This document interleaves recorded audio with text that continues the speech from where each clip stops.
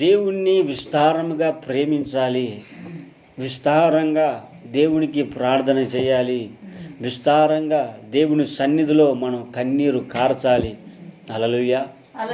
నువ్వు విస్తారంగా సబ్బు రాసుకున్నా, నీ క్షారముతో నీ తల అంటుకున్నా, క్షారముతో నీ తల అంటుకున్నా, సబ్బు రాసుకున్నా, నీ దోషాలు మరకవలే ఉన్నవి. హల్లెలూయా. నీ దోషాలు ఏం చేస్తున్నాయి? మరకవలే ఉన్నాయి. నువ్వు తలకు షాంపు పెట్టుకుంటే తల మురికిపోతుంది, ఒంటికి సబ్బు రాసుకుంటే ఒంటి మురికి పోతుంది. నీ పాపపు మురికి ఏ విధంగా పోతుంది? హల్లెలూయా. ఇక్కడ ఆ స్త్రీ, పాపాత్మురాలైన స్త్రీ, పాపం చేసే స్త్రీ తన కన్నీళ్లతోని యేసుక్రీస్తు ప్రభుల వారి పాదాలను తడిపి